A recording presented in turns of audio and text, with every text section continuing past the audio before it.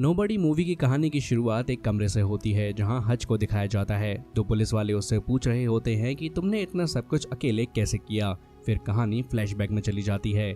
Flashback में दिखाया जाता है कि हज की पर्सनल लाइफ कैसी है। वो रोज सुबह उठता है, कचरा निकालता है, थोड़ा वॉक करता है, फिर घर आके नाश्ता बनाता है और जॉब के लिए निकल जाता है। ये उसका रोज का रूटीन है। अब एक दिन रात को जब हज सो रहा था, उसने घर में किसी के होने की आवाज़ सुनी। उसने सबके कमरे चेक किए। उसका बड़ा बेटा ब्रैडी बोलता है कि घर में कोई घुसा है, शायद मेन दरवाजे से। हज को समझ आता है कि दो चोर घर में हैं, तो वो लड़ने के लिए गोल्फ की स्टिक निकाल लेता है, लेकिन दोनों चोर कहते हैं जो कुछ भी तुम्हारे पास है दे दो। हज कहता है कि ज़्यादा पैसे नहीं हैं, जो भी कटोरे में हैं वो ले जाओ। तो चोर उसकी घड़ी भी ले जाते हैं। तब ब्रैडी पीछे से आके एक चोर को पकड़ लेता है और उससे लड़ने लगता है। दूसरी चोर अपनी बंदूक निकालती है और हज को गोली मारने की धमकी देती है। हज के पास अब मौका था कि वो दोनों को मार सके, लेकिन वो अपने बेटे से कहता है इसको छोड़ दो, उसे जाने दो। फिर दोनों चोर भाग जाते हैं। ब्रैडी इस बात से बहुत गुस्सा होता है कि मौका होने के बावजूद हज ने कुछ नहीं किया। थोड़ी देर बाद पुलिस आती है और पूछती है कि ये सब कैसे हुआ। वहाँ उसकी वाइफ बताती है कि रात को हम सब लोग सो रहे थे, तब दो चोर घर में घुसे।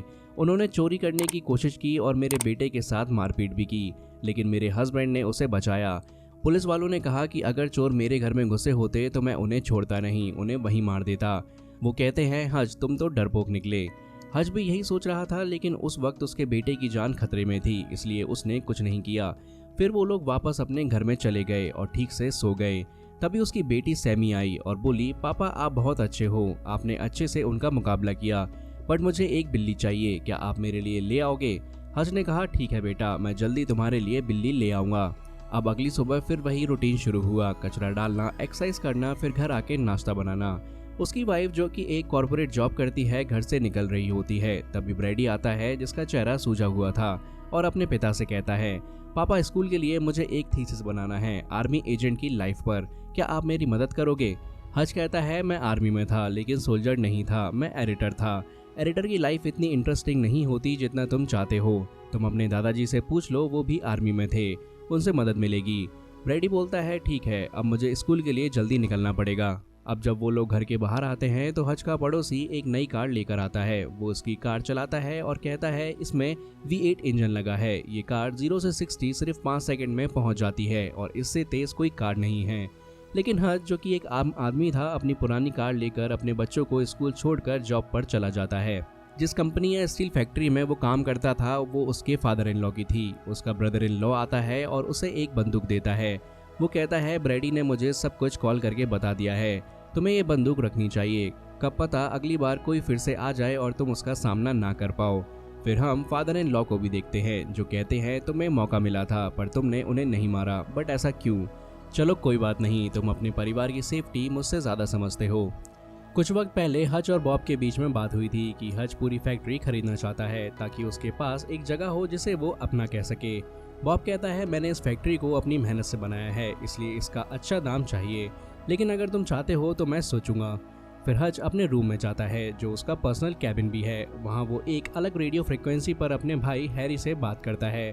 हैरी बताता है कि पुलिस के थ्रू उसे पता चल गया है कि तुम्हारे घर चोर घुसे थे, लेकिन फिर भी तुमने उन्हें मारा क्यों नहीं।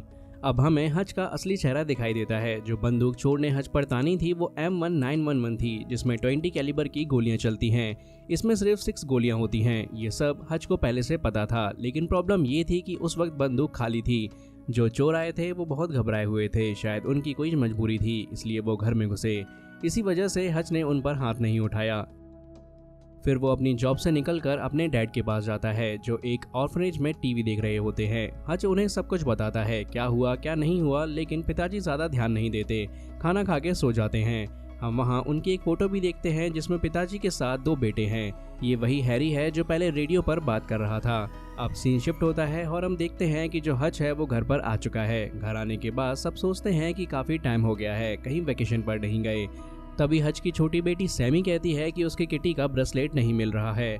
मॉम कहती है बेटा यहीं कहीं होगा, आसपास ढूंढो। सैमी बोलती है कि उसने ब्रेसलेट उस बाउल के अंदर रखा था। ये सुन के हज को बहुत गुस्सा आता है। उसे लगता है कि चोर तो पैसे लेकर गए पर मेरी बेटी का ब्रेसलेट भी ले गए, अब तो उनकी धुलाई पक्की है।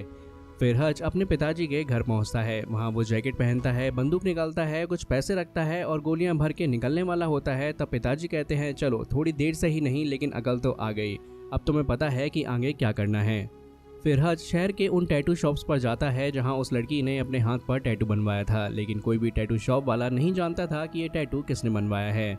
वो एक दुकान से दूसरी, दूसरी दुकान से तीसरी और फिर चौथी दुकान तक जाता है। वहाँ टैटू देखकर पूछता है कि ये लड़की कहाँ मिलेगी। अपना FBI बैज दिखाता है, लेकिन वहाँ एक पुराना आर्मी सोल्जर बैठा था जो कहता है बेटा ये बैज 20 साल पुराना है, एक्सपायर हो चुका है, अगर तेरी भलाई चाहता है तो यहाँ से निकल ले। तभी वो सोल्जर हज के हाथ पर एक टैटू देख लेता है जो एक्स आर्मी सोल्जर के हाथ पर होता है। वो ये देखकर घबरा जाता है। वो खुद को एक कमरे में बंद कर लेता है, सारे ताले लगा देता है और कहता है ये बंदा जो कुछ चाहता है इसे दे दो वरना तुम्हारी हालत खराब हो जाएगी। टैटू शॉप वाला उस लड़की के बारे में सारी डिटेल्स बता देता है। फिर हज उस लड़की के घर पहुंचता है। पहले तो वो उस आदमी को बंदूक से मारता है और कहता है मुझे मेरी घड़ी, पैसा और मेरी किटी का ब्रेसलेट चाहिए। लड़की घड़ी दे देती है पर कहती है ब्रेसलेट के बारे में उन्हें नहीं पता और वो कहती है कि ब्रेसलेट हमने नहीं उठाया। अब बदला लेने के लिए हज के पास बंदूक थी, लेकिन तभी उसे एक बच्चे की रोने की आवाज़ आती है जो सांस लेने के लिए मास्क लगाए हुए था। वो दोनों चोर कहते हैं हम मजबूर थे, हमें अपने बच्चे का इलाज कराना था, इसलिए हम तुम्हारे घर में चोरी करने आए, हमें माफ़ कर दो। अब क्योंकि हज भी एक पिता है और उसके बच्चे हैं, इसलिए वो दोनों को छोड़कर वहां से निकल जाता है, लेकिन अंदर उसके काफ़ी ज़्यादा गुस्सा था, इसलिए वो दीवार पर ज़ोर ज़ोर से मुक्के मारने लगता है। फिर वो एक बस में बैठा होता है। तभी कुछ नशे में लोग अपनी गाड़ी डिवाइडर में ठोक देते हैं। वो बस में एक लड़की को देखकर उसे छेड़ने के लिए बस में चढ़ जाते हैं। हज तो बस अपने गुस्से को निकालने का मौका ढूंढ रहा था, तो अब उसका मौका उसे मिल जाता है। फिर बस में जोर का झगड़ा होता है, सारे गुंडे पिट जाते हैं। बस का ड्राइवर और वो लड़की को बाहर निकाल दिया जाता है। हज को झगड़े में चाकू भी लग जाता है, पर वो चाकू अपने बॉडी से निकालकर मुक्के पर मुक्के मार के सबको धूल चटा देता है। फिर उसके हाथ में लोहे का पाइप आ जाता है जिससे वो सबका सर तोड़ता है और एक लड़के के गले में वो पाइप लग जाता है जिससे उसकी सांस रुक जाती है। फिर हज उसकी जान बचाने के लिए उसके गले में छेद करता है और उसमें स्ट्रॉ डाल देता है ताकि उसकी सांस चलती रहे। इससे हमें पता चलता है कि हज जैसा दिखने वाला बंदा कितना इंटेलिजेंट है, जो कि जान लेना भी जानता है और जान बचाना भी जानता है। अब जब हज घर आता है तो उसकी वाइफ उसकी हालत देख के पहले उसको डांट लगाती है, फिर जख्मों पर मरहम लगाती है और कहती है तुम कब सुधरोगे, अगर ऐसे ही चलेगा तो हमारा रिश्ता ज़्यादा दिन तक नहीं टिक पाएगा। और फिर दोनों सो जाते हैं।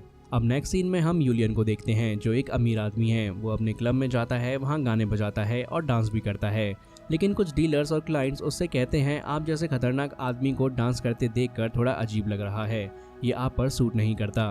तभी एक आदमी यूलियन को घूर रहा होता है। यूलियन जाकर उसके माथे पर बोतल तोड़ देता है और उसकी बोतल से उस आदमी की हत्या कर देता है। फिर सबके सामने कहता है क्या ये मेरे ऊपर ठीक है।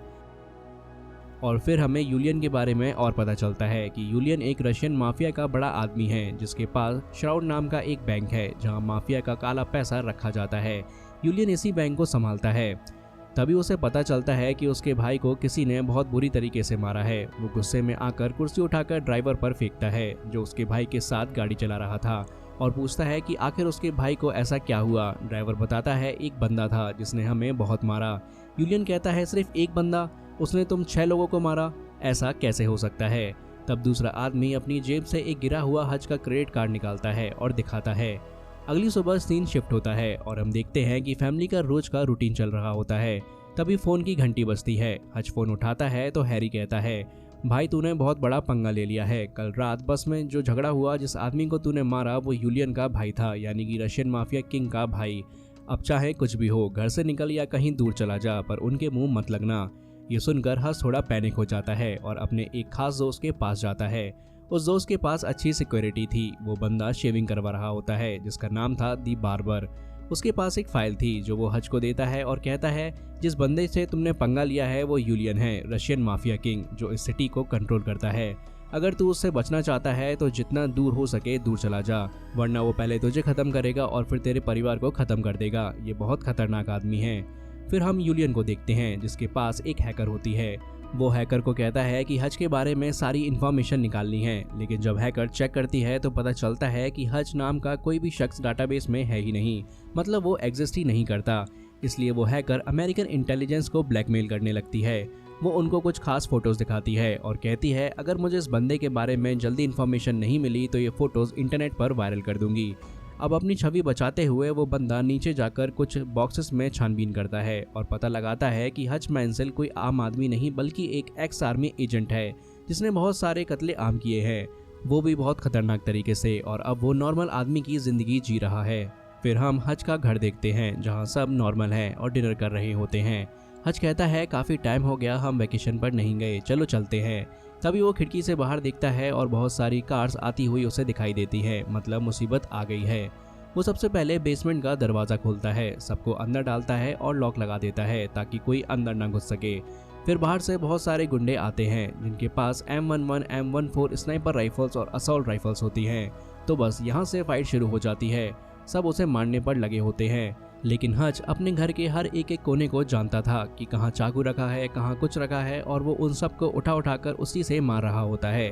लेकिन अंत में एक गुंडा उसके गले पर इलेक्ट्रिक शॉक लगा देता है और उसे पकड़कर यूलियन के सामने जिंदा ले जाने वाला होता है।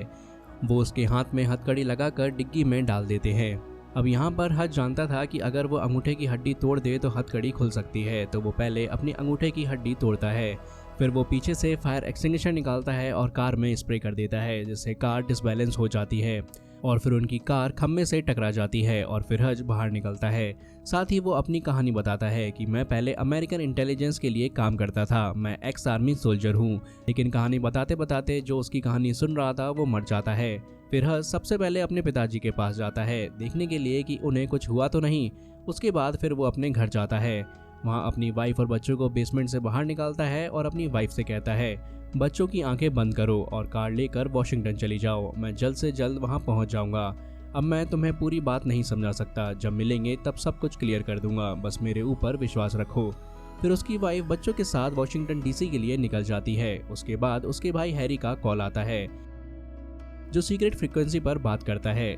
हैरी कहता है तूने बड़ा गलत पंगा ले लिया है, मैं इतने टाइम से अपना फेस छुपा के रखा हुआ था, मुझे मजबूर मत कर वरना मुझे अपना फेस रिवील करना पड़ेगा। फिर घर के अंदर जो तोड़फोड़ हुई थी उसके बारे में हच सोल्जर को बताता है कि एक बार उसे एक मिशन मिला था एक सीक्रेट एजेंट को मारने का। जब वो एजेंट को मारने गया तो एजेंट अपनी मौत की भीख मांग रहा था और बोला इस बार मुझे छोड़ दो, मैं अच्छा इंसान बन जाऊंगा। एक साल बाद जब हच उस एजेंट के घर गया तो उसने देखा कि सच में वो एजेंट अपने काले धंधे को छोड़कर अपनी फैमिली के साथ अच्छा जीवन जी रहा है। फिर मैंने भी सोचा कि किसी को मारना आखिर रिजल्ट नहीं होता, बल्कि सुकून भरी जिंदगी की असली फाइनल रिजल्ट होती है। लेकिन अब इतना खून खराबा हो चुका था तो पुलिस आकर इन्वेस्टिगेशन ना करे या फिर कोई और प्रॉब्लम ना हो जाए, इसलिए हच अपने घर के साथ साथ उन गुंडों को भी जला देता है। फिर वो बाहर निकलकर देखता है कि उसका घर जल रहा है और पड़ोसी भी बाहर आ चुके हैं। वो उस पड़ोसी की गाड़ी ले जाता है जिसमें V8 इंजन लगा होता है और हवा से बातें करते हुए वहां से निकल जाता है। अब इस वक्त तक हच के पिताजी के पास भी गुंडे आ चुके होते हैं, लेकिन पिताजी भी कमजोर नहीं थे। वो अपने हाथ में डबल बैरल गन रखे हुए थे। जैसे ही गुंडे उनके पास आते हैं वो शॉटगन से उन्हें मार देते हैं। अब हम हच को देखते हैं जो अपने घर से बहुत सारा सोना लेकर अपने फादर इन लॉ के पास जाता है और कहता है मुझे ये पूरी की पूरी फैक्ट्री खरीदनी है। लेकिन उसका साला कहता है भाई ये हमारी मेहनत की कमाई है, हम इसे ज्यादा दाम में बेचेंगे, तुम ऐसे हमसे ये नहीं खरीद सकते। लेकिन हच के फादर इन लॉ समझ चुके थे कि कुछ बड़ी प्रॉब्लम हो गई है, इसलिए वो सारा का सारा सोना लेकर वहां से चले जाते हैं। अब हम हच को देखते हैं जो एक तेज दिमाग वाला इंजीनियर टाइप आदमी है। वो छोटे छोटे ट्रैप्स बनाता है, अपनी गन्स, बंदूक, बॉम्ब्स और गोलियां रेडी करता है और निकल पड़ता है यूलियन के पूरे एम्पायर को खत्म करने के लिए। सबसे पहले हच वहां के गुंडों को गोली मारकर मार देता है, फिर उनके सारे नोट्स पर तेल डालकर आग लगा देता है। दूसरी तरफ हम यूलियन को देखते हैं जो अपने होटल में मजे कर रहा होता है, गाने गा रहा होता है और हच भी वहां बैठा होता है। यूलियन हच के सामने आकर कहता है भाई तुझ में तो बहुत दम है। लोग कहते हैं कि जब गीदड़ की मौत आती है तो वो शहर से बाहर भागता है, पर तू तो सीधा शेर के सामने आया है। अच्छा है अब तू मुफ्त की गोली भी खा ले। लेकिन हच अपने सामने से रुमाल हटाता है और दिखाता है कि उसके हाथ में बॉम्ब है। वो कहता है ज्यादा बकबक मत कर, नहीं तो तुझे यहीं मार दूंगा।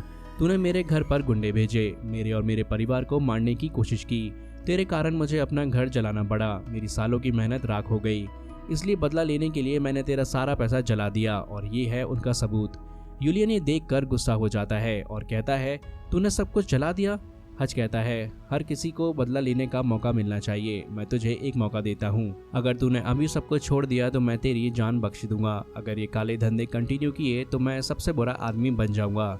ये धमकी देकर हच वहां से निकल जाता है। लेकिन यूलियन भी इन धमकियों से डरने वाला नहीं था। वो अपने सारे के सारे आदमियों के साथ हच के पीछे लग जाता है और हच अपनी दोनों उंगलियां क्रॉस करके इसी मोमेंट का इंतजार कर रहा था कि कब ये लोग आएंगे। अब ये लोग हच का पीछा करते करते सीधा उसकी फैक्ट्री में पहुंच जाते हैं जहां हच काम करता था।